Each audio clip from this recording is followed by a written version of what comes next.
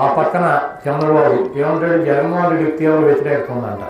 సరే నువ్వు వచ్చేరా బాబు అంటే ఇటు చూస్తాడు దత్తపుత్రుడు ఉన్నాడో లేడని.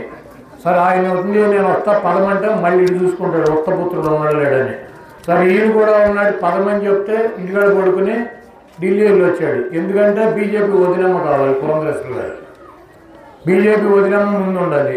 సరే ఆవిడ కూడా వచ్చినా కూడా మళ్ళీ మన కాంగ్రెస్ చెల్లెమ్మ వచ్చింది ఇప్పుడు కొత్తగా. ఆ కాంగ్రెస్ చెల్లెమ్మ దత్తపుత్రుడు ఉత్తపుత్రుడు బీజేపీకి వదినమ్మ వీళ్ళందరినీ కలుపుకొని జగన్మోహన్ రెడ్డి గారి మీద యుద్ధానికి రావడానికి రెడీ అయ్యాడు. ఒకటి జగన్మోహన్ రెడ్డి గారు సిద్ధమని సభలు పెడుతున్నాడు, చూసారా? సూపర్ సక్సెస్, లక్షల మంది జనం వస్తున్నారు.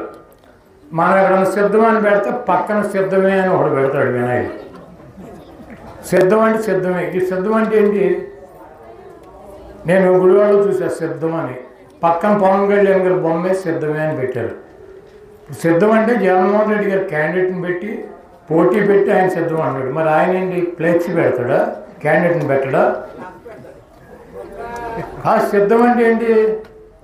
నా మీద అభ్యర్థిని పెట్టాలి జనసేన నుంచి, పెట్టి నేను సిద్ధమే అంటే సిద్ధం కాబోలు అని చెప్పి మనం అనుకుంటాం.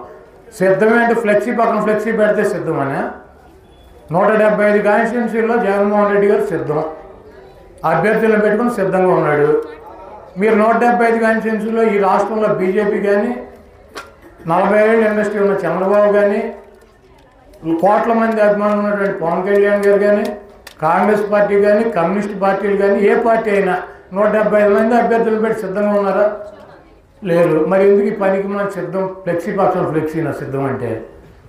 కాబట్టి వాళ్ళు భయంతో వాళ్ళు ఉన్నారు.